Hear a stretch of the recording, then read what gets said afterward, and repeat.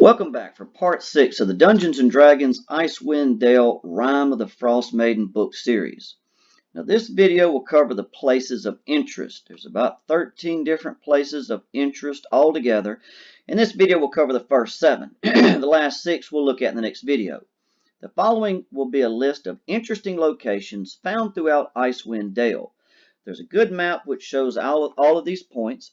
The players could find each spot by accident, but are most likely to find it from information given to them by someone in town. So the first one we'll look at right here is On Galjuke's Bale. The players could learn of this place from a rumor in town or by agreeing to help a whale oil merchant. This awakened sperm whale is a legend in this part of the world. This whale has been around for 200 years and carries scars from a battle with Aurel's rock.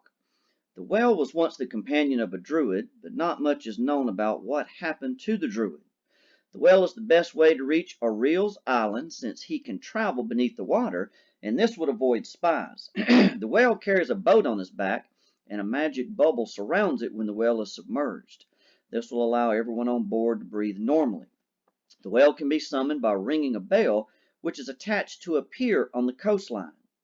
At the whale summoning location, there's an old cabin, a frozen pier, a hole in the ice, and a copper bell used to call the whale. Ringing the bell will also summon 3 giant vultures. If not offered meat, they will attack. The whale will arrive 30 minutes or so after the bell is rang and will be accompanied by a few narwhals and dolphins. The whale speaks common, and the players must earn his trust if they want safe passage. Players can earn his trust by offering him an octopus to eat, which they can catch here on the dock, by befriending the other sea creatures like dolphins, or fending off whale hunters. There's an optional encounter with whale hunters which will allow the third option to be met. Next here we have Black Cabin. The players could learn of this place from a tall tale in town or by agreeing to help a gnome in Bryn Shander. This cabin was built long ago to be used as a refuge for those looking to get out of the cold weather. It was recently lived in by a sage who was forming a plan to end their everlasting winter. He was assembling a weather control device called the Summer Star. The device didn't work properly and incinerated the sage. The device and a charred skeleton can be found in the cabin. The sage's spirit still lingers, but can only be found on the border ethereal plane. Characters would have to cross over to this plane to speak to him, and they can do this by dying in the cabin, which you'll see is possible here in a minute. His spirit won't rest until his device has been completed. If anyone dies in the cabin, they'll also be trapped on the border ethereal unless they're brought back from the dead. The only way someone on the border ethereal can communicate with the material plane is to move small objects weighing less than 5 pounds. This ability could be used to write a message in the snow or any other material. Players who die in the cabin will be able to use this ability to communicate with whoever is remaining if this happens. But how would someone die in the cabin? The Summer Star hasn't lost its magical abilities despite the accident which killed the sage. If held, the device will explode a second time, doing 90 points of radiant damage. The item can be repaired, and if it is, the holder will be able to cast a control weather spell. Next we have Cackling Chasm. The players could know of this location from a tale about a magic fishing pole or by agreeing to help a town speaker kill some gnolls.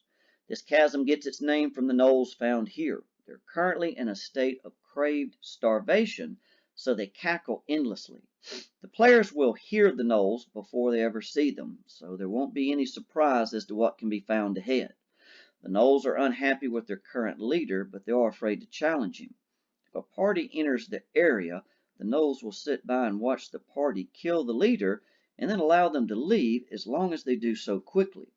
A berserker and a magic fishing hook for that magic pole we mentioned can also be found in this small cave area. Next here we have Cave of the Berserkers. The players could learn of this cave from a tall tale in town, a Goliath werebear encounter, or by being teleported here by a magic ring. So there are several options. These berserkers left their nearby group, the Tribe of the Bear, and have decided to make a home of this cave. Exposure to Chardalin, that's that crystal the Durgar are searching for, has made them crazed. That's what's wrong with them. The Berserkers worship the Frostmaiden, and she has given them a magic brazier. As long as the flame in it burns, the Berserkers can't be killed inside this cave, so it gives them a powerful ability. The cave is shared with 2 white dragon wormlings who may be found at the entrance. The cave mouth has a wooden bear head built around it, and into the first room following, the players will find the eggshells of the 2 dragons. This will give them a hint of what lies ahead if they didn't encounter them outside. Any noise will attract the 2 dragons. The brazier will be found a few rooms in, and a dispel magic will put it out for 1 hour. As long as it burns, the Berserkers can't drop below 1 hit point. The party members will see them shaking off damage that should have killed them, and they'll know something's up. They'll be able to tell something's wrong here. If the party wants to kill the Berserkers, they will need to put out the flame in the brazier or lure the Berserkers outside of the cave. And don't forget that Berserkers, they know what the brazier does, so it won't be too easy. Next here we have the Dark Duchess. The players could know of this ship from a tall tale or by agreeing to look for ale for the tavern keepers in Bremen. An ancient white dragon has placed some of her treasure inside of this abandoned pirate ship called the Dark Duchess. The ship is stuck in the ice, so it won't be moving anytime soon. The ship's former captain is here, but he is dead. As the characters get near the ship, they will hear noises coming from within. It's an ice troll moving about.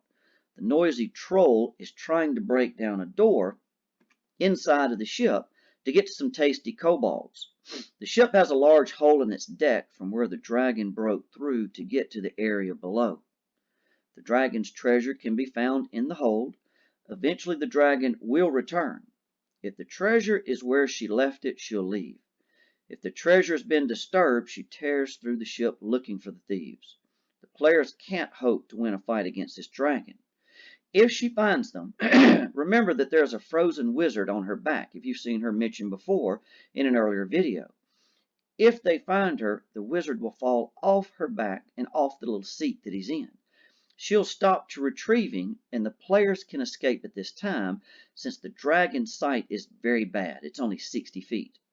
A second option for a player escape comes from a Verbeeg who cast a fog cloud spell, which will allow the players to get far enough away that the dragon won't be able to see them.